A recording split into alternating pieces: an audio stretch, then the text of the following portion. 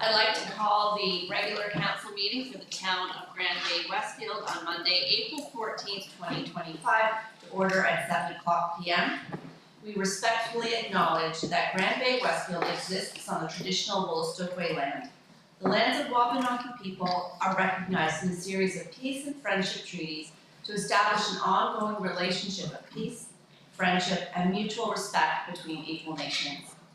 The river that runs by our town is known as Wolastoq, along which live Wolastoqey, the people of the beautiful and bountiful river. We, the staff and elected representatives, pay respect to the elders, past and present, and descendants of this land. A couple of weeks ago, I was truly honored to represent the town of Grand Bay-Westfield, the province of New Brunswick, and our entire nation at the historic Tri-National Summit of Mayors in Washington, D.C., as a part of a Canadian delegation with the Federation of Canadian Municipalities. This first of its kind gathering brought together a delegation of mayors from Canada, from the United States, and Mexico to discuss the impacts of tariffs on our communities and our economies. As mayors and councillors, we are on the front lines of how international policies affect local businesses, local workers, and the families that live in our towns and our villages and our cities. I've often spoken about the importance of giving municipalities a stronger voice at national and international tables, and this summit was certainly a step forward in that direction. For our region, for our town, the stakes are real. It's quite scary. 90% of New Brunswick exports go to the United States, and for the greater St. John area, that number is even higher. So local jobs and local economies are at stake, especially here at home and also across the country. And we're talking about jobs that belong to the people that live right here in our town. So I had the opportunity to deliver a very, very clear message while I was in that room. Canada and the US have always been strong partners and strong neighbors. Rather than escalating trade tensions, we should be working together to strengthen our shared prosperity. Spoke very strongly on behalf of our businesses, our workers, and the families who depend on cross-border trade. Local governments are on the front lines of this issue. We're going to see the direct impact in our communities and with our neighbors. And we know, everybody in that room knows that the path forward lies in collaboration, not confrontation. That we're neighbors, not adversaries. And so that by working together with our North American counterparts, we're sending a strong message, and that local economies matter and they deserve to be protected. So from productive conversations on trade and supply chains to building these important relationships across the tri-borders, this experience really reinforced how critical it is for local leaders to be part of shaping economic policy. And I'm really proud to have had the opportunity to advocate for our community and bring back valuable insights to share with my colleagues and community at large. Move on to record of attendance. We have full attendance here this evening. Thank you, everybody. Item 5, agenda approval. The motion is that the council of the town of Grand Bay-Westfield approve the agenda of April 14th, 2025 as presented. Do I have a mover? Councillor Bailmans, thank you. Do I have a second? Councillor Balcom? Any questions or comments on the motion? There being none, all in favor? Aye. Contrary minded? Motion is carried. Thank you. Item 6, disclosure of conflict of interest. Are there any? There being none, we'll move on to item 7, public hearings, presentations, delegations, petitions. And 7A is the RCMP Q3 report. We have Sergeant Ben Conley here with us this evening. Welcome, Sergeant. We're pleased to have you with us, and the floor is yours. Thank you for having me, Your Worship and councillors and friends of the council. Thank you for the invite again. Seems like it's been a long time since I've been here, but it really hasn't been that long, I guess. A lot is happening, I suppose. So we did send a quarterly report. That would have been the third quarter report, the Service Commission, our C9 report. It only goes up to the end of 2004, but that's what we're working today. You see on, take you to page 3, right off the bat. You see the amount of warnings and tickets in Q3. Now this isn't just for Grand Bay-Westfield, but for the whole ROC is up to 530, which is a significant increase even quarter over quarter. What might be more interesting or more relevant to the local government here is the page 7, where it talks about the Grand Bay-Westfield proper. And there you'll see that proactive enforcements went up 39% over that over the last quarter. And I don't want to spoil all the fun for next meeting, but I think you're going to see somewhere closer to 69% for the quarter proceeding. So, which is good, but just I always remind myself it's not about getting the numbers of violations or warnings or whatnot, but it does prove increase in proactive patrols, police visibility by default. So, and maybe a little too early to draw a perfect correlation, because there's other factors like winter, sometimes crime rates go down, but not a lot of effects on assaults or mischiefs that the increased police presence has done, but the thefts and break and enters do seem to be down in that quarter. So I'm hoping that continues. So, and go to page 14 if you could. Some statistics or numbers has always been interest to me, and a hard time finding page 14. Is OCC wait times. Very pleased to see that they're at the quarterly average for non-emergency was down to 2 minutes and 5 seconds. Or sorry, for emergency was 2 minutes and 5 seconds, and non-emergency 2 minutes and 33 seconds. So that's best we've seen, at least on the emergency side, since I've been here. Nothing that I did to improve that, but just a welcome statistic. So.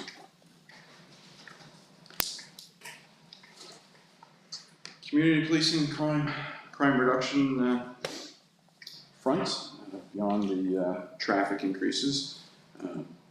Just want to, well, thank you for the great turnout there for our open house. I think that helped with our, especially younger members, better understand town priorities, or maybe just more comfortable coming to ask questions or see you out and about and collaborate on future crime reduction efforts, or just community efforts as well. So another couple notable things we got up to recently. We had a small, visited every school more than once, but one time there on Valentine's Day, got to take a gift to each of the teachers and staff there, tell them how much we appreciate them, and them inviting us into their school for things like when Constable Payne on March 31st went and did 9 presentations to the Westfield School about not only bike safety this year, but scooter safety as well. So kids were a bit younger, so not a lot of them had scooters yet, but a lot of them had bikes. So and a lot had cell phones too, very interestingly enough. I was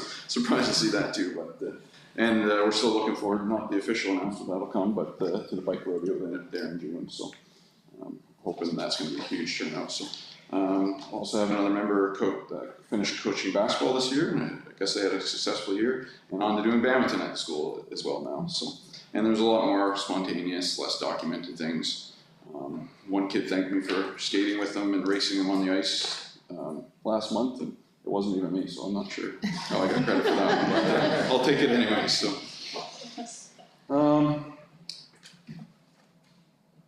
one thing that I have noticed is our community, our residents, and especially our elders, have been continuing to be targeted by frauds. I don't think this is unique to Grand Bay-Westfield by any means, but it's definitely happened. We've already had 19 reported this year, and amounts aren't always small, and it's of concern. And the investigations are not like they were when I first joined the RCB. We're dealing with international cryptocurrency situations, money laundering and diverting through different accounts, and it's not the void check anymore. It's very complicated. So likelihood of conviction is tough, and it's almost just because our offenders overseas in a non-extraditable country, and for various reasons. So talk about the meeting we have at the end of the month, but I have partnered with St. John Police Force, a detective constable for there that focuses in fraud, and we also have some specialty on our side, of course, too. And we're hoping to do a lot of presentations this year. I think that would be our means to maybe not solving, but reducing this issue. So definitely open to places or venues where elders might congregate. or people in general. It's not just elders being targeted, but they seem to be affected a little bit more. And yeah, hoping to really hammer that home. If something seems odd, just call and say, does this sound like a fraud? Probably is, but but yeah. CRA wants me to get Google gift cards or PayPal gift card or this and like that. If we can snap it in the bud beforehand, even better. So, I'm not supposed to say about it at the meeting, but so. I'd also like to draw a little awareness to New Brunswick's RCMP website. You know, I don't know if a few 100,000 people logged in today to the YouTube channel, but not everybody has the benefit of getting the RSC report, right? But there is a lot of information on there about crime mapping, major occurrences, and that sort of thing. Not even major occurrences. We have an analyst that does a daily occurrence log. So things you'll see like April 19th, Grand Bay, single vehicle collision involving a pedestrian, breach of conditions on the 8th, sudden death with no criminality suspected on the 7th, failure to stop for police, like a flight for police on the 29th where individuals were arrested, and yeah, more breaches and things like that. So it's a good place to point people if anybody's wondering, what are the police doing in Grand Bay? Because it's not just tickets and police visibility and driving around and playing with kids as much as that. Maybe it's the best part. Administratively, Constable Harris is progressing well. He was one of the constables that was on a call during the open house there at the detachment, but he's progressing well and expected to finish his RFT in a couple months, so he'll be up to full staff. Constable Payne did finish hers, so she's a full officer now. Same with Constable Roselle that came over from the military police. So we are sitting well with 12 dedicated resources at the detachment still, and very proud of the team. They come from diverse backgrounds with a lot of different skills and expertise that we can leverage in different ways. So, and we continue to work well with Sussex and Hampton detachment. If we need someone for a couple hours if something's happening, they're right on the way over, kind of thing. So I'd like to say we help them, but we do, but they help us. It seems like we benefit a lot. So yeah, we have a great partnership with those two detachments. So, and then lastly, we have the new fiscal year just started for us, April 1st, probably the same as you all. But we're going to be setting objectives with community consultation there on plan for April 29th. I believe a couple in the room are invited and will be there. So always happy to brainstorm ideas beforehand, get a line on some goals, whether it's traffic safety or bike safety or fraud protection or something. I'm not even on my radar. I'm open for all these kind of things, and we can see there's some statistics or any evidence to back it up and move forward with those things. So, Worship, pretty short report, but as always, open the questions or comments if you have time. Thank you, Sergeant. I'll open the floor to council. Council has any questions? Council Murphy? Hi. Thank you for coming. I just have two actually. One is cars that are passing school buses when the lights are on. I've seen on Facebook, and I've had a conversation recently about this, and it's really concerning because they just keep on going. So what can be done, or what should the parent do? Should they witness that, or the bus driver? Or good question. One I've been thinking about quite a bit. We're in the school zones a lot, and behind buses, and never see it. And that's just because we're there. And we can't be there every way. So actually the Motor Vehicle Act in New Brunswick rarely allows for us to charge the registered owner of a vehicle, but for passing a school bus is one exception. So absolutely people can report it. They can give us a plate, basic details, time, vehicle description, everything matches up. It would be something that we would look at following up with, and very likely issuing charges. So the person would have to be willing to go to court in the off chance it's contested, but definitely worth sending people our way. So yeah, I've been pondering that a tiny bit, how to get the message across to the bus drivers as well, and maybe even a pre-filled, I'm thinking maybe not pre-filled statement form, but just your next stop when you have some downtime, fill this form out, and that might be your statement, and that might be good enough just to proceed with there. So. Does that answer that question? Thank you. Yes, it does. Thank you so much. And you had a follow-up, Council? Yeah, different issue, but more on theft, retail theft, and specifically gas And, what can the retailers do other than, I mean, there are a couple that I was talking to, then they're pretty frustrated, you know, and there doesn't seem to be a whole lot of anything that, it's happening so much that follow-up, it's almost impossible. Some of them have cameras, so they do put that out on social media, and they do sometimes get, you know, feedback on the individual. And but is there anything else that they can do to help protect their businesses? Yeah, one's a little bit of a political way, but it's every owner's choice is a prepay. That does eliminate a lot of thefts, and we've seen that statistically drop a ton. I think the BC was their motivation to prepay actually wasn't so much the theft. They had a serious incident where a teller got run over trying to stop someone, so that was their real big thing. So it's not just losing $60 too. There's safety aspects as well. People see us and then they take off or get it, you know. So there's a lot more to it. But prepay is one. Upgrading camera systems is always another one. Sometimes camera systems from 15 years ago are outdated, or they were focusing on front plates, which we don't have as much anymore. So it's kind of, you have to be set up for the rear plate or both sides of the plate. So those are a couple things, and yeah, those are the two major ones that I would have. And more staff, more cameras, more visibility, and prepay is an option, but I understand it can affect business in other ways and can slow down. So that's Okay, thank you. John? I just want to add to what the sergeant said. There's a study, I'm thinking 7-8 years ago, in which for a lot of gas retail stations that the loss in confection sales, pop, lottery tickets, chocolate bars, those types of things, the loss in revenue from that exceeds the theft of gas. So as the sergeant says, it's not a straightforward issue for retail. But I would say that we've had, for the ones that have been reported to us, has been a pretty good success rate at identifying people and laying charges here in Grand Bay. So Okay. no, we're not called for everyone, but we could definitely pull up the success rate we've had on those if it's of interest. Thank you. Thank you, Sergeant. Do we have any other, Councilor Day? The bike rodeo, will you be covering scooters as well? Yeah, we reached out to Mr. Adams, I believe, Rick, over at the town office, and proposed that to him, and 2 thumbs up from that side, and yeah, that's part of the plan. So I'm hoping some people show up with both.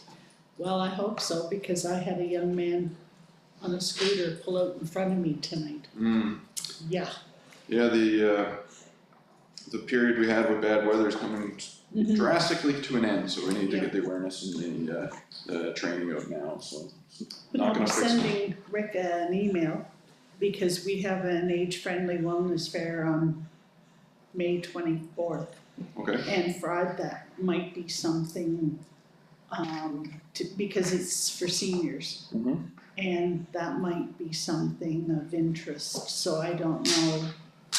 Yeah, that might give, that would probably give me a detective constable time to plan, Yeah. if we would be invited. Yeah. We can't just show up late. It's from 10 to 2 or 3, but I'll get him to get in touch with you. Sure, that'd be amazing, thank you.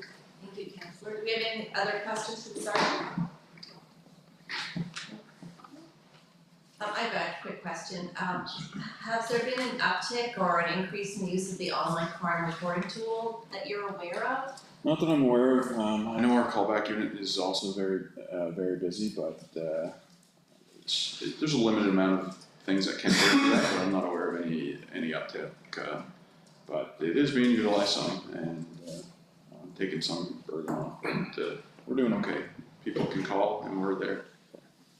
Thank you, sir. Councilor Bellman? ATVs on the road still, you're still addressing those, or a lot of those speeding or pumping wheelie still, or just, how do you address that? Yeah, it's a tough one. We've I don't know how to get the message out to just stop for us, because if you do stop, usually the worst that's gonna happen is a ticket or a warning. If you don't stop and we somehow catch you later, it's a criminal code charge and a conviction for flight from police and potential job, job issues, getting a job in the future, crossing the border. Like, there's serious repercussions for it. And yeah, so unfortunately, still a lot of people fleeing from us, and we are very careful not to put people in a situation where they do that and hurt themselves. But we've had minimal, but some luck identifying people through video from businesses helping after.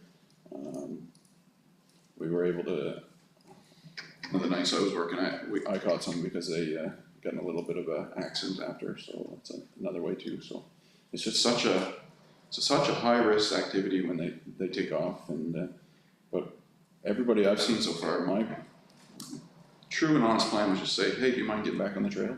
Yeah. And leaving it at that, but then they took off and risked the criminal code charge. So it's sad in a way, but I'm also, people need to have fun, but So what about under 16 driving a bike? What happens then? same idea.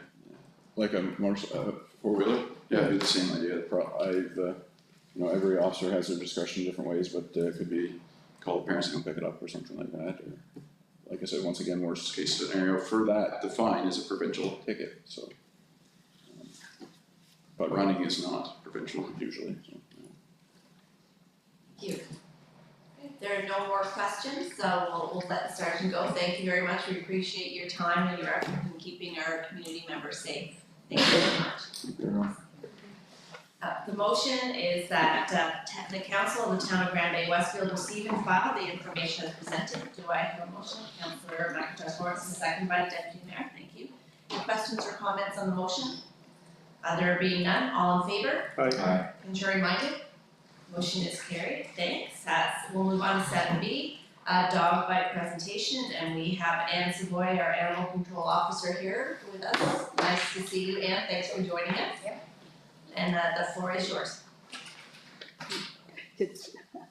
So I guess, where's the thing, the slide thing?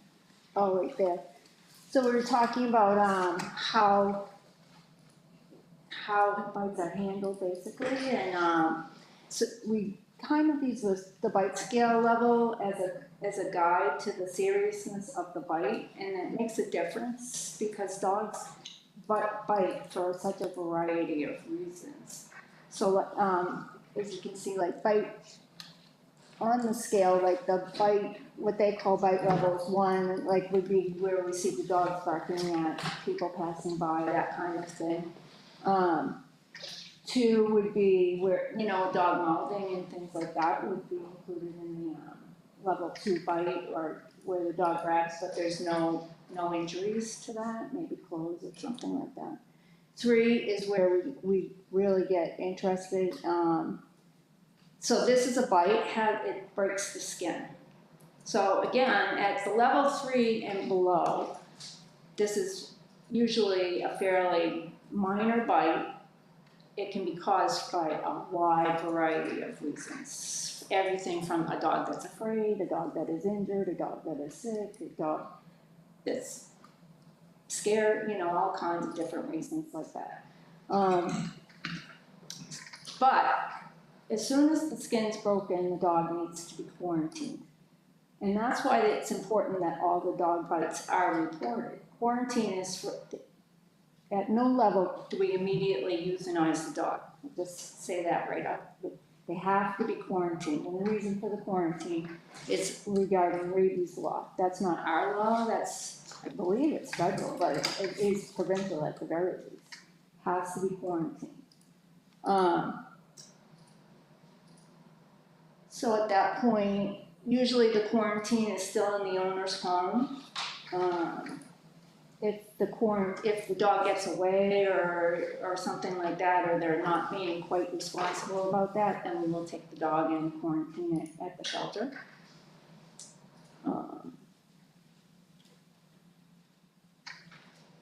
As far as dealing with the owner of the dog, they would need to get a vet check at the end of the quarantine. We may suggest dog training, dog behavior work, something like that. Fencing, muzzling, it all depends on the whole situation at that level. When we get to the level 4, that's a pretty serious fight. At that point,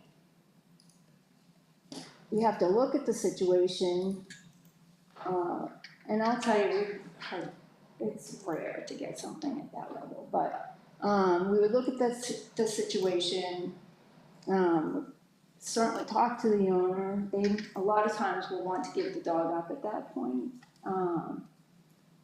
but they still have to quarantine. So whether they quarantine or we quarantine and they pay for it, something like that. If they do want to, if they say they want to keep the dog, they would have to see a veterinary behaviorist, not just a veterinarian, which we have 2 available in the Maritimes, 1 at Riverview, 1 at UPI. They would have to prove, like they would have to give that veterinarian behaviorist permission to talk to me or anybody that needs to get that information, make sure they've done the follow-ups and all of that kind of thing. Well, level 5 and 6. Most people don't want that dog. I mean, in the case that they did want a dog that did that, certainly level 6. I wouldn't imagine that they would, but case still goes that the dog has to be quarantined. But in this case, we would seize the dog and have the dog quarantined. If they insisted on keeping the dog, they would have to follow those things. It would again depend on the situation. I would imagine, as from the town's point of view, we'd probably not agree to that. Maybe take that to court. I don't know. We would suggest that they euthanize or rehome the dog, possibly at level 5 as well. As far as dealing with the people who are bitten, we obviously have to identify the dog before really anything can be done. I think we're doing a pamphlet on 4 victims on what they're supposed to do from there. I would need to be able to see their doctors to determine the level. I can't determine that level. I can determine a level 3 and lower. Level 4 and above would have to be determined by a doctor. Level 3 probably, if they need to see a doctor, it would be that. But I mean, that's usually bruising and a scrape type of bug. Just questions. John, do you want to add anything before we open up for questions? So what we've done, working with Ann, and big thank you to Brock as well. Brock did a bit of research. This was enlightening. We've made, I think, just 1 amendment to the animal control bylaw. It's just for reference. Council likes it. We can either do a first reading tonight or we can bring it back another time. But for your information, there's the brochure, there's interview questions, investigative technique, broadly speaking, and then a tracking form for some of these animals. So we're just trying to address things, trying to help Ann out in the community. This was enlightening to staff as well. So this is a culmination of, I think we've been working on this since January. Yeah? Yep. And then bad weather, an injury, Yep. and then we had a canceled meeting, so we're here tonight with all this. Okay, thank you.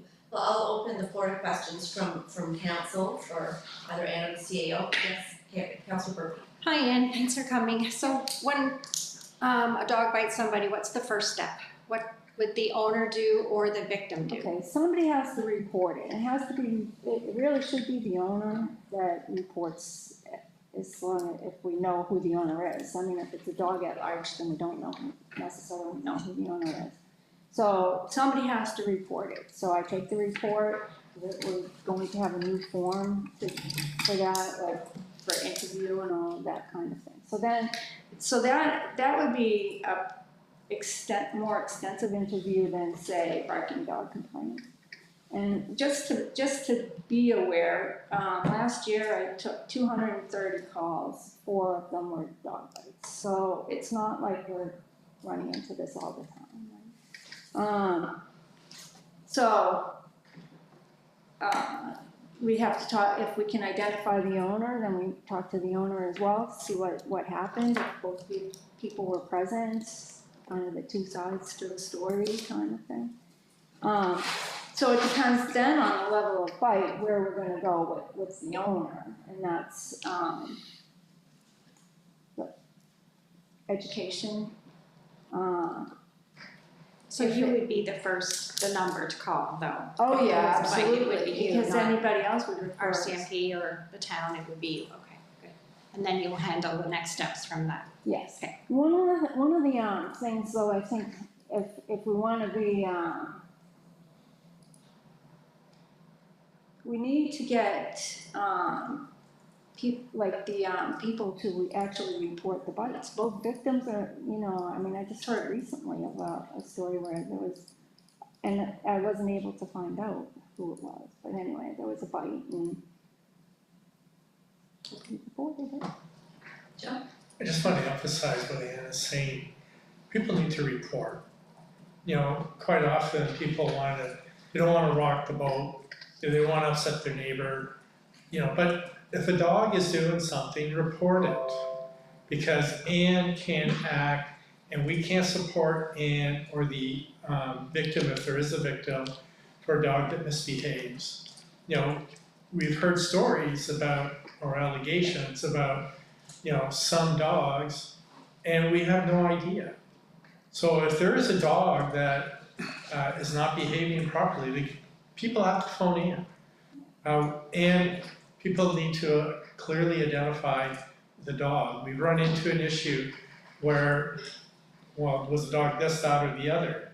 Well, when you look at the balance of probabilities for identifying, if we're going to be taking legal action, we need to be certain. We really need that certainty. Yeah. And if a dog misbehaves here, misbehaves there, contact Ann. Do we have a track record? We have a tracking form now, and Ann has been keeping track of these dogs. So, our objective is to have a safe community. And Ann has been working conscientiously for 25 years, 30 years doing that. So we want to keep that up. The other thing I want to point out, Ann won't mention it, I will. Ann and I do have a conversation every once in a while. We had one 2 weeks ago, 3 weeks ago, I don't remember. We have a dog. I don't want to identify the owner of the dog. But Ann was very concerned that there are some owners that are not good for some dogs. And I think that's the best way to frame the question, right? Ann was concerned that this was a dog and a bad owner match. Not that the owner was bad, those two together, not a good match. So we're not, as I've told council numerous times, we're not into ticketing for revenue's sake. We want a safe community. So with my approval, Ann went and said, you have an option. I can give you a significant ticket, or you can rehome the dog somewhere else with an appropriate owner. Our goal is to have a well-behaved dog in a safe community. This person made the prudent decision, rehome the dog. I don't know where, I don't even know if Ann knows. It's out of Grand Bay, that's all I'm So we're not giving tickets just for the sake of giving tickets. We really want, what's the outcome for the neighborhood and the community? And that's the goal. So you've understand a bit of Ann's logic for how she makes some of these decisions.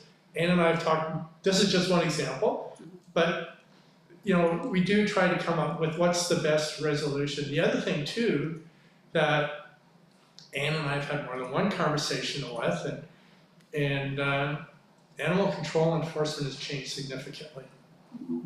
There seems to be less reporting. There seems to be a whole different attitude around this stuff. And it's made Ann's job to navigate that a lot more challenging.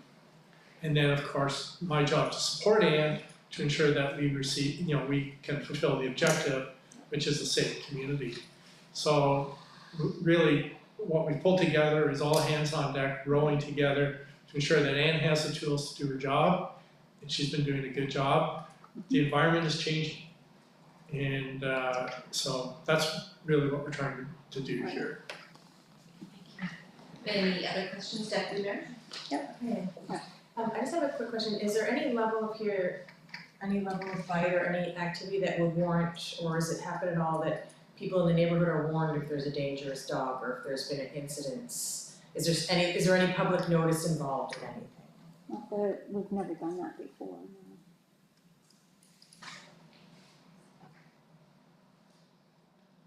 The only time would be is if I knew that there was a dog in the neighborhood or, that was currently loose in the neighborhood, then yes, there would be one.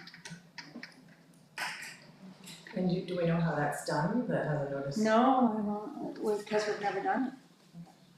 But I would try, many years ago, we had a dog that I knew was questionable, and it was up at the Westfield school, and so right away, I had them, bring all the kids, I had to go in and say, you need to bring these kids in until I get the dog contained, which I was able to do.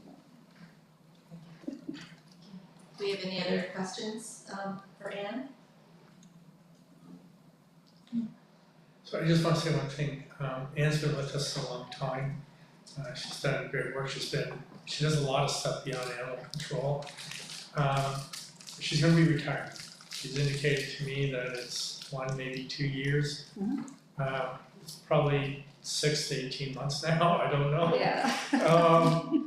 But anyways, I did put in the report that one of the things we need to consider is FTE, depending on Anne's retirement date, for a combined animal control bylaw officer. I had that combination before. It works well. And I just want to make it very clear to council, we're not going to replace Anne. Anne has provincially recognized expertise. They go to her to try to understand how to manage a situation. We're not going to be filling Anne's shoes. We'll probably need to ask Anne to coach. Yes. But anyways, I just want to make sure that council is aware of that, and it will be on the budget discussion stuff in August. Oh, I would like to mention though that we do have this is new, the magnetic signs for the vehicle. That's and I right, think, yeah, and so now when I'm doing patrol and that kind of thing, people are more aware that I'm in their neighborhoods. And pretty much every neighborhood gets hit at least once during the week, so. That's great, thank you, Anne. So do we have any more questions from council before we let Anne go?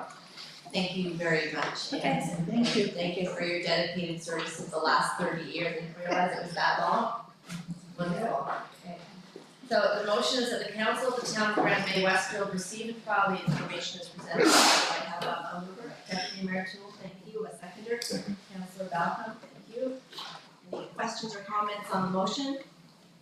For clarification, it's a minor amendment in the bylaw. Currently, it states that show dogs do not have to be licensed. We'd like to change that.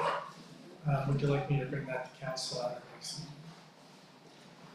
Yes. Okay. All right, the other stuff that you have in your package, I debated making some of that an appendix. Part of the appendices, I decided not to, because then every time we want to edit it, we have to bring it back to council for approval. Okay, that's why it's not in the appendix. Thanks, John. Any questions or comments on the motion? There being none, all in favor? Contrary minded, motion is carried, thank you. 7C, Fundy Regional Service Commission Work Plan, we have Phil Roulette, the CEO of the FRC here with us this evening. Thank you, Phil. Thank you for having me today with you. Look forward to chatting with you about what happened last year and a little bit about what's coming. Before I start, I did want to acknowledge the great support that we get through different leaders within your organization. Mayor Merrifield is, of course, a member of the board of directors and also chair of the Regional Transportation Committee. CAO John Inzwin has a role in the Regional Facilities Committee. He meets regularly with the other regional CAOs, and Chief Troy Gautreau also plays a role in the Public Safety Committee as well as the Regional Rail Working Group. And I just bring this up because this is a theme that you will hear today, and you'll continue to hear, is that while we're very gracious of the time that's committed from local governments, it's really required for us to be successful, to make sure that the work that we're doing integrates the needs of local governments. For us not to have that would be in a much more dangerous space. So you'll see that throughout this presentation. Okay, I'm not going to go through this too much. This is our geography of the Fundy region, our many mandates that I'm happy to answer any questions on. I did want to go through a 2024 work plan. In 2024, we achieved 57 different action items completed by year end, about 77% of those that we had identified in our 2024 work plan. A little higher than it was the year before, and I did want to identify a few of those projects that are worth noting. First, for Grand Bay-Westfield, one of the outcomes that we're anticipating is strong is this pilot enforcement program that we're able to access additional provincial funding and provide additional resources for some communities, including Hampton, Fundy St. Martin's, and Grand Bay-Westfield, to enhance some of that enforcement work. We're still investigating whether it was successful and whether we'll continue on in the future, but certainly nice that the province was able to provide funding for it. One of the major initiatives last year that we've taken on, it's known to all of you, is the height augmentation for Green Mountain Landfill. Massive exercise that yielded an outcome to proceed, and we are moving forward with that. As well as a lot of the recommendations and discussion that was yielded through that discussion. So it's almost like two wins for the commission. One was that we made this decision, and the commission felt it was the best decision, the province, but also the feedback that we collected, we're learning from that and we're reacting to that. So happy to discuss that a little bit more here with you today as well. The other thing that we discovered last year that we needed to do a better job is connecting with our members in new ways and more effective ways. So some of you would have participated in this first regional summit. That was one mechanism. We have a newsletter, a website, just really trying to improve this connectivity, this openness, this proactive information to our members, ensure that there's regular communique and ability to engage. The other one that started small and grew quite large is the Canada Games, the 2029 Canada Games. Started as a small idea, kind of grew, figured that we had to do something with the Aquatic Center. That got larger. So that ended up being a really large undertaking. And really, this is a voluntary effort from the region. And it really demonstrated this commitment of the region to say we're in this together. We're going to be stronger together doing this together. The other piece that I wanted to identify is a thing that really brings the region together is advocacy, is pushing. And we do have a lot of unique attributes as a region that we bring forward to the province. So much to the federal government, primarily to the province, and also working with our partners at the municipal advocacy efforts in terms of UNLV to get that done. So those are just some of the accomplishments. Certainly speak to this more, but I wanted to give you a little summary. So let's dive into 2025.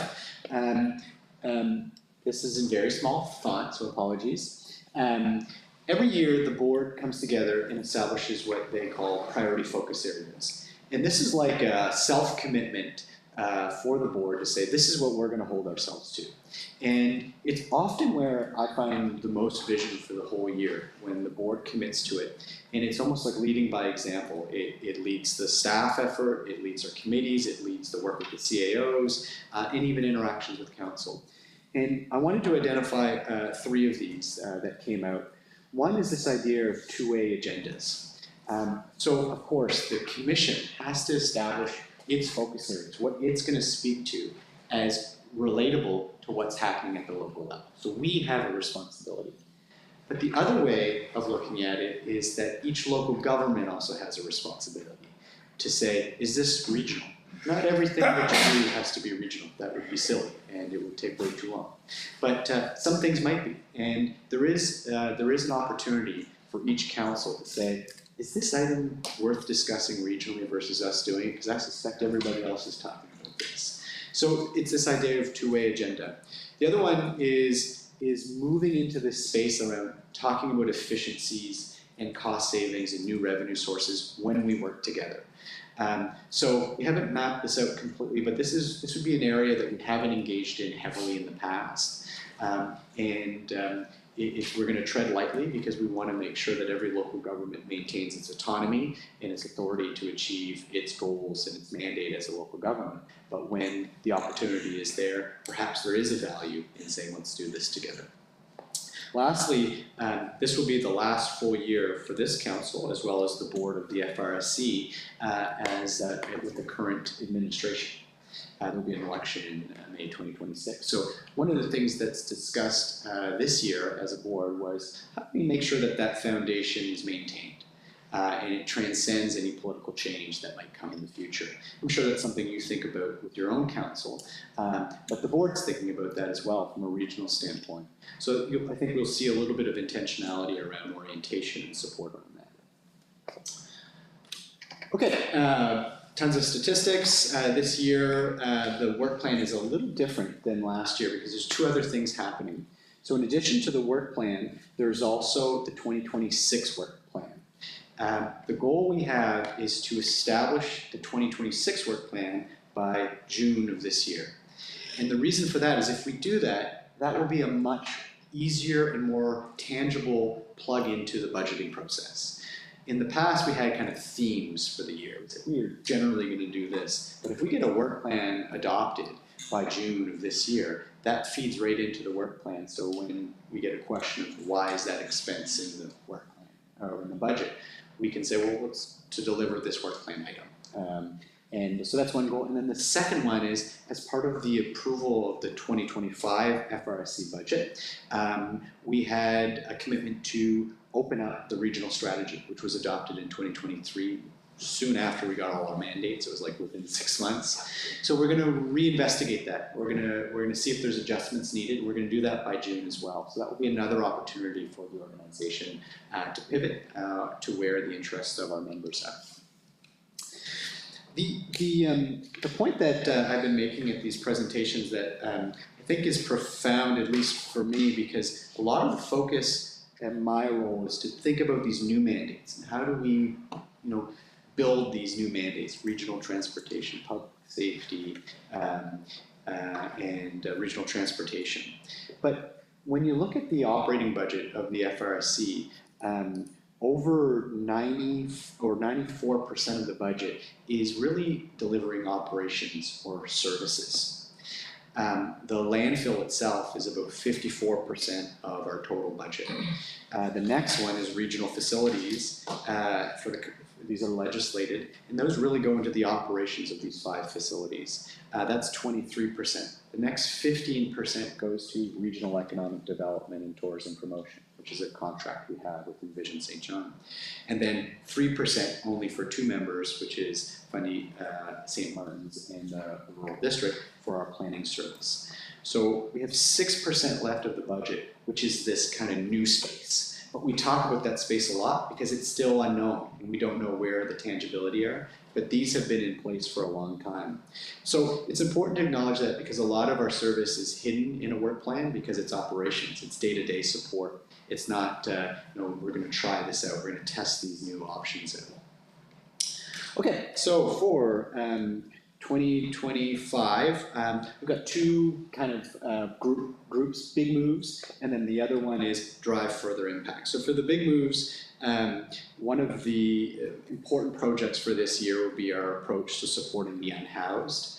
There is a lot of concern in the region on how to support the unhoused, what's the approach.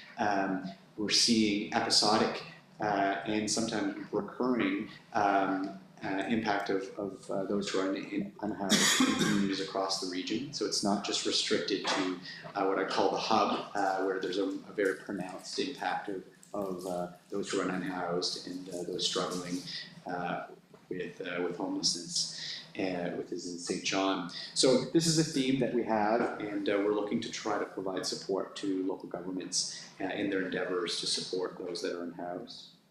The other one that we've just started off, and Chief Gautreau was there, is this regional rail working group. Another thing that unites us as a region is that we have these rails and it's increasing, and we worry about the increase in rail and what does that mean. And this first meeting we had, it just showed this level of need for this discussion right now and about what will happen in the future. Another one will be a feasibility study on expanded transit use in the region. This is another unifying kind of theme for the region. Everybody in the region is looking for enhanced transit or transportation solutions, and all different and in different ways. And one of the things we're realizing is that a lot of the federal and provincial funding almost incentivizes or benefits to do it regionally. So we've got to find a way to do this to maximize getting funding in, but also ensure that there's autonomy at the local level to define what's right for them, instead of saying, this is the cookie cutter way, everybody's got to fall into line here. So that's certainly not the approach. We will try to do a pilot this year as well, a transit solution as well. So that'll be something else we're investigating. And that we are going to be pursuing a 15-year, the theme is net zero for Green Mountain landfill, a new strategy with the new augmentation of the height. So the other category we have is driving further impact. And some of the other councils have said these are just as important, and I'm not going to debate those, but we'd identify kind of these big moves, and then this is the kind of second group. One of the things we are looking for is to maximize the amount of climate-related funding for the region, especially around implementation. So we're trying to vie to create kind of impact regionally, so that the outcomes of the existing adaptation and mitigation efforts are accelerated. We will be reviewing possible new cost-sharing formula for regional facilities. We do intend to introduce a new regional solid waste committee, similar to other standing committees that will support our solid waste operations. And obviously, as I had already mentioned, the evaluation of and possible expansion of a regional enforcement pilot. So the last slide here is just, how can you help, how you can become more involved. The best way is what I mentioned earlier. One of the most effective ways is to think regionally at the local level. Is there things you're working on that could be supported regionally or that would be benefited from a regional lens? We encourage you to take a look at the newsletter that we provide. That's also, we try to provide caveats on where there's new outcomes that are coming out or new initiatives and ways to engage. The other is the regional summit. This was our first year doing it last year, and we'd like to do it again. It's very difficult to get schedules of everybody we want to get in, but if you have any feedback on that, we'd certainly like to hear it. And with that, I'm here for any other questions or feedback from the council. Thank you. Thank you, Phil. With that, I'll open the floor to questions from council. Any questions? Looks like you've explained everything, Phil. That's great. We really appreciate it. I know it's a big lift. And it's nice to see the visibility into 2026 as well with those items as well. So, from a public perspective, is any of this information available on the FRSC website? Yeah, that's a great question. We do have the work plan should be online. The strategy is online, but this particular presentation hasn't been loaded up, but it's something that we should certainly be able to put up after we've completed all the council presentations, so I'll take note of that. Appreciate that. Thanks, Phil. Thank you. Have a good night. So the motion is that the council of the town of Grand Bay-Westfield receive and file the information as presented. Do I have a motion? Councillor Bellman is seconded by Councillor Berkey. Thank you. Any questions or comments on the motion? There being none, all in favor? Aye. Contrary minded? Motion is carried. Thank you. Item 8, minutes of previous meeting. 8A, regular council minutes of March 24th, 2025. The motion is that the council of the town of Grand Bay-Westfield adopt the minutes of the regular meeting of March 24th, 2025 2025 as presented. Do I have a motion? Councillor McIntosh Lawrence, second Councillor Bellman. Any questions or comments on the motion? There being none, all in favor? Aye. Contrary minded? Motion is carried, thanks. Item 9, unfinished business, there being none. Item 10, bylaws, there being none. We'll move on to item 11, new business recommendations. 11A, council request policy, and I will turn it over to the CAO. Thank you, Your Worship. Just looking at policy and clarify how requests go through to administration. We've broken it down into 3 tiers. Residents want something about bylaw, we saw animal control, could be a pothole, snow control. Contact the town directly. Our communications manager has posted stuff recently about, see a pothole, here's the best way to report it. So all those items, please come to us. And of course, if our delivery of the service is less than satisfactory, people complain to you, that's your role, let me know that, someone hasn't been satisfied. And then there is minor requests from council, that you're working on the committee group and hey, what about this, that, or the others? And it's those small things. Let me know, just, it has limited resource, limited budget. Sometimes if it's a small budget, it goes through council discretion, but just those small items. But we do get requests sometimes for larger issues. Those ones can be a big lift. And those ones should go through the CAO. We'll take a look at the effort. Sometimes, we should really consider this at the next budget discussion over the summer. Then we can factor in what the potential costs are, we can get estimates. Those are heavy lifts and they are time consuming and take a lot of energy. And so that's the 3 levels that we've come up with. And I've also, just to track those, council saw in the package their strategic plan report. And then the next one, I'll add on another one that says council requests. And if they're a big item or something, they'll be there and then reported just like we do against the strategic plan. I'm anticipating that report will be a lot shorter than a strategic plan report. So, and then while I'm just talking about how we're reporting, I have a meeting coming up with the people who provide the platform for a strategic plan report to see if there's a better way of presenting the information to council, because I know the font is small and it's a lot of information. So if you recall, the format of that report has changed from the first one the councillor saw to now. We're still looking at ways to provide the information in a better way to council. Thank you, John. I'll read out the motion and open the floor to questions. The motion is that the council of the town of Grand Bay-Westfield approve PPGG 016 council request policy. Do I have a motion?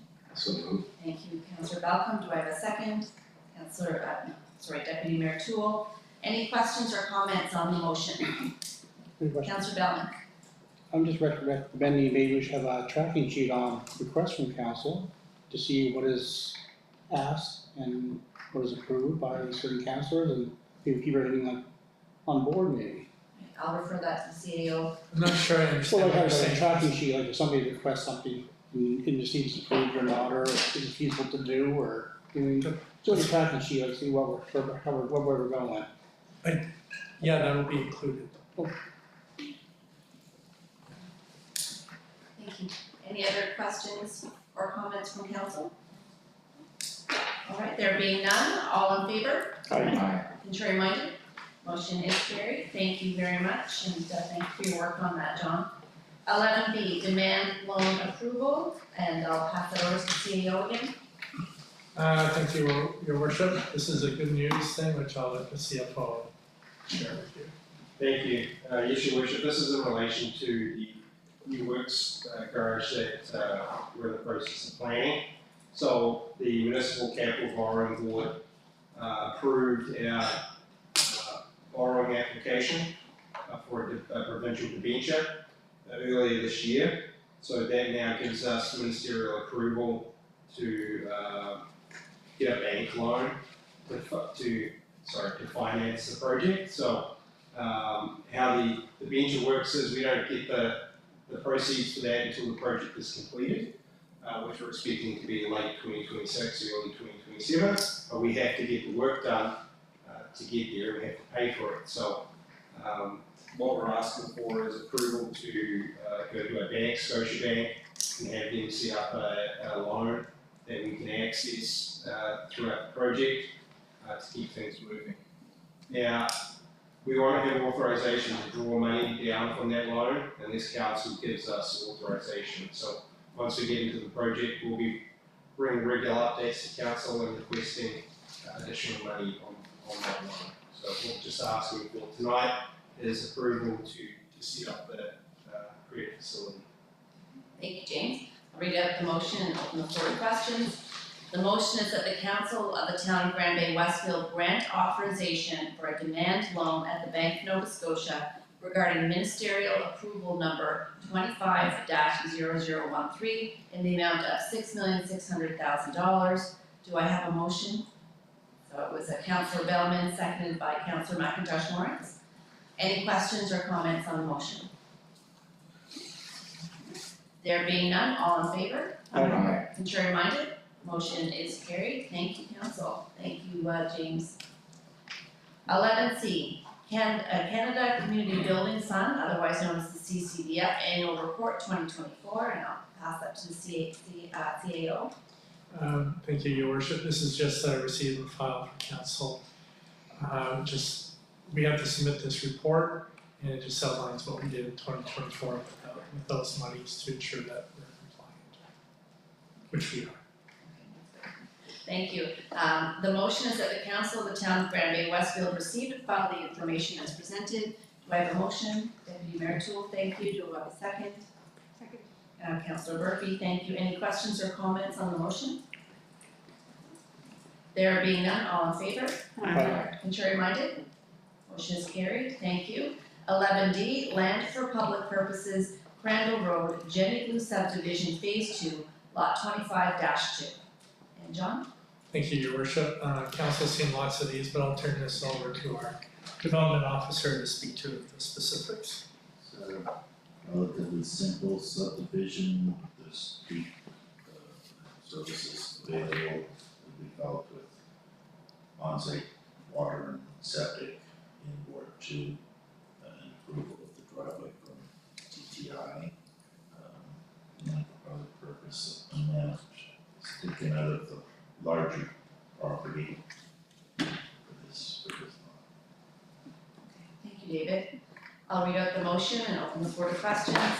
The motion is that the Council of the Town of Grand Bay-Westfield accept $700.74 as money in lieu of land for public purposes for the creation of one new building lot at PID number 30350631 on Crandall Road as shown on tentative subdivision plan Jenny Blue Subdivision Phase 2, Lot 25-2, as prepared by DeSaulnier Surveys Inc., dated January 31st, 2025.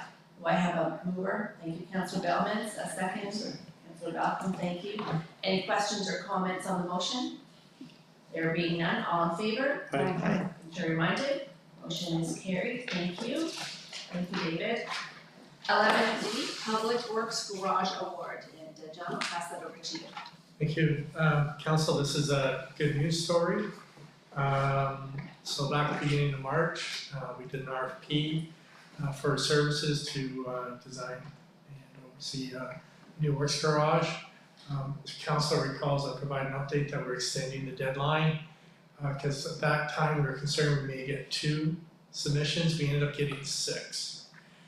We feel very fortunate that we got 6. This is the competitive part that we're looking at. Our project manager evaluated them and is recommending for the name of the group. Yeah, and they weren't the low bid, but they're the bid that was the most accurate in the sense of the technical specifications. All of those were addressed.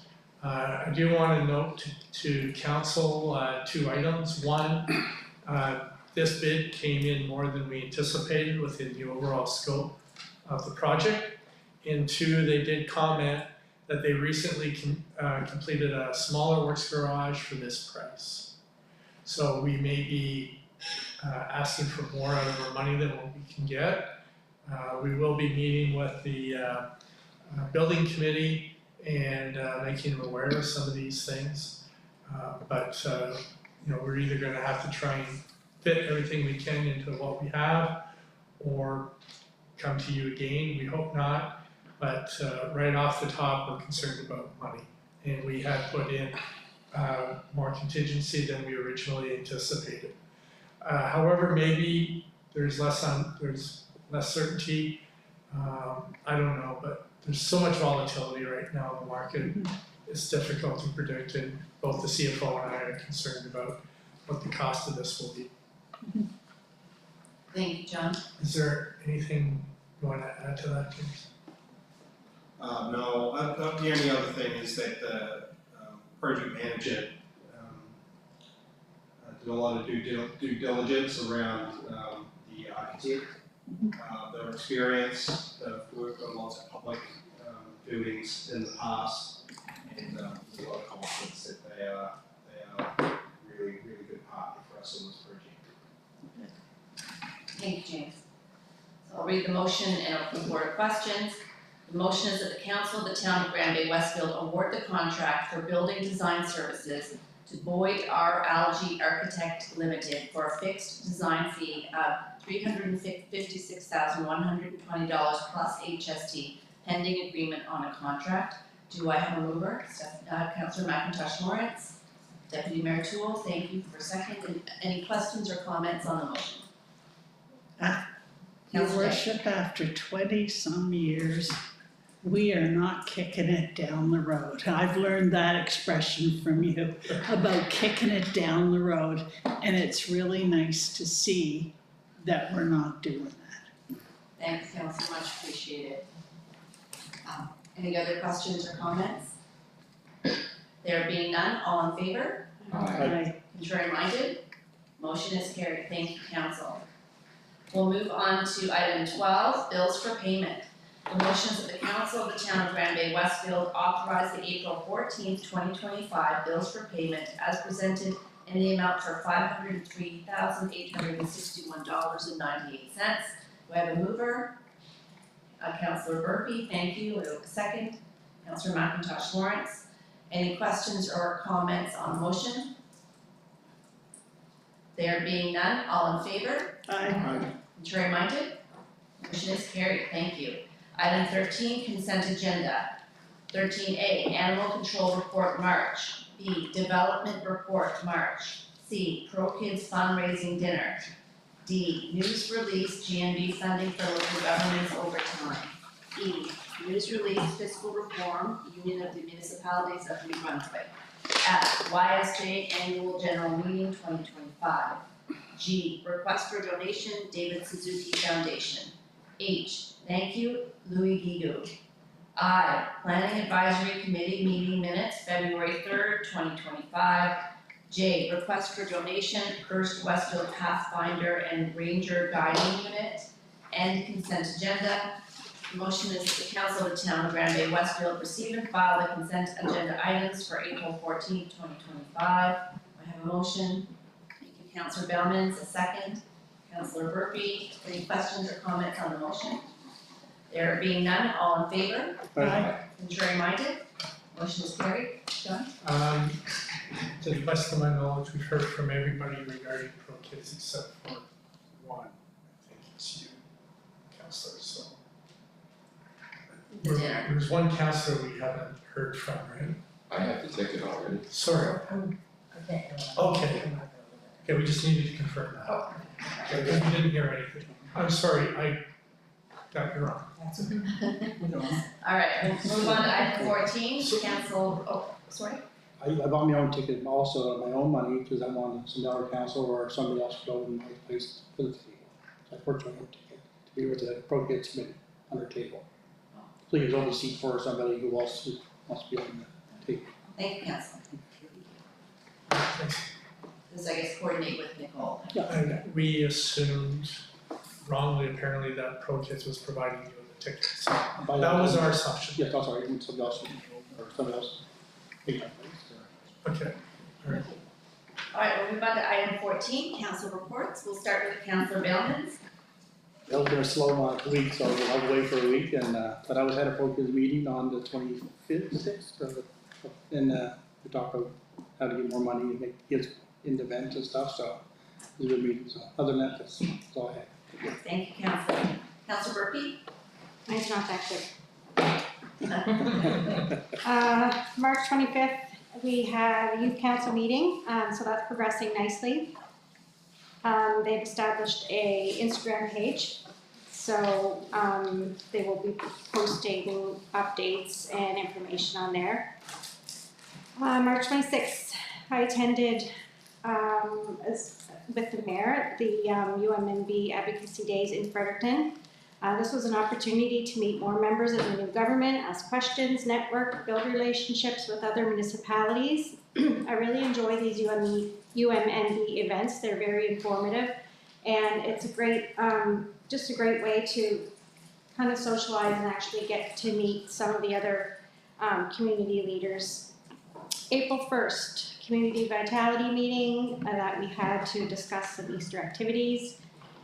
April 7th, myself and other members of council, as well as the mayor and CAO, met with Minister David Hickey to discuss growth and housing challenges and progress. April 8th, another youth council meeting. Again, their Instagram page, please like and encourage high school students that you might know to follow their page as well. And April 12th, we hosted, in combination with the Westfield Rec Association, another chocolate bar bingo in Ward 2. This was a way better turnout, and it was a lot of fun. So we are really pleased to see families from the Ward 1 area attend. So what was really impressive was that Grand Bay primary principal had actually sent out an email promoting the event. So we probably had a little bit more Ward 1 activity or participation than in Ward 2, but doesn't matter because we're all mingling and growing together, and that's it for me. Thank you, Councillor. Councillor Day. First of all, I'd like to thank you guys for the card, and I would really like to thank the fire department. I had a health issue, and it was really nice when people that you know in your own community show up to help you when you're waiting for the ambulance. So thank you very, very much. Vibrafest is going very well. It's Thursday nights from 6:30 to 8:30, and we're even planning to do a workshop in October. So if you'd like to learn how to make a basket, that's one of the things that they have asked to have a workshop on. I thought that was impressive. I'd like to congratulate Gilles Robillard with regarding the tea for the Memorial Garden. I got to go to that, and it was really well attended, and a really nice afternoon. And the Age Friendly Committee, we're working hard right now on a wellness fair for May 24th from 11 to 3 at the Church of the Resurrection. Thank you, Councillor. And we're glad you're back at the table. I'm back. Councillor McIntosh Lawrence. Thank you. On March 24th, I sat in on a Zoom call with the St. John Cycling Club. They're having a monthly meetings about a trail system throughout the region. So it's not just about cycling, but they're looking at developing trails for walking, running, biking. So that was really interesting. The next one is April 29th, if anyone is interested in that and jumping on, anyone's welcome. April 1st, as Councillor Burpee said, we had our Community Vitality Committee meeting and talked about our Easter plans. April 2nd, I had the privilege of attending the Canada Games announcement in Fredericton. That was, it was quite quite an experience. The energy in the room and the motivational speeches and just the excitement. It was really great to see. So I was really happy to be able to attend that. April 7th, I also attended the meeting with Mr. Hickey to talk about housing and development in our region. And lastly, April 10th, I had the pleasure of serving lunch to Granby Primary at the Church of the Resurrection. Thank you, Councillor. Councillor Dalton. Thank you, Your Worship. Last Monday, I attended a PAC meeting. I'm pleased to report that at that public PAC meeting, PAC granted or recommended the granting of a variance for a slightly reduced road frontage on Colonel Mace Boulevard for yet one more development of potentially 3 buildings. I'm not quite sure of, PAC is not quite sure, or I can't remember what the exact number of units are, but 24, yes, thank you, Your Worship. But this is good news. We all keep our fingers crossed that things will work out for the developer, but that was the first hurdle. One of the first hurdles for the developer, and PAC approved that. So things are moving ahead on Colonel Mace Boulevard, a little bit faster now than a couple of years ago for us. And this Thursday of this week, I will be attending the quarterly board meeting of the TD Harbour Station. Thank you for your work, Councillor. Deputy Mayor Toole. Mine's a little bit repetitive, but I did want to highlight a couple things. One, as Councillor McIntosh said, I had the privilege of, we both attended the Canada Games announcement in Fredericton, which was amazing. And the energy was great, and what I really liked about it, as I think Phil was saying too with the Fundy Regional Service Commission, it highlighted the cooperation, not just amongst this region, but with Moncton as well, because it's a joint bid. And they spoke many times about how great it was and how collaborative it was and how amazing everybody was to work with and how everybody wanted everybody else to succeed. So that was just really great. And there were so many members of provincial government there and other community representatives, and it was a really cool moment. And the other one was a meeting with Minister Hickey about housing, which was really good, and this is extremely good news hearing there's more housing coming in, which was great. And then the last one was the lunches that are being served I think they do them Christmas and around spring. The Church of the Resurrection serves lunch for all of Englewood School and all of Granby Primary, and anybody who wants to come and help serve. So we were able to go and help serve with Granby Primary, and they're such well-behaved kids, and they do a really good job at that church, opening up the community for everybody. And I just lastly posted today, I shared the post that Rock made on our town page about the recycling bins that are now here for Ward 1. So everybody probably should have, I saw many of them when I was driving through town. A lot of people got them dropped off on their yard, and if not, they're going to be dropped off in the next couple of days. So we're really happy about that, and there's a lot of excitement about that project going forward too. Thank you, Deputy Mayor. One of the bad things about going last is that you guys have said everything, so I'll try and keep it short. I did want to talk about attending youth council, which is led by Councillor Burpee.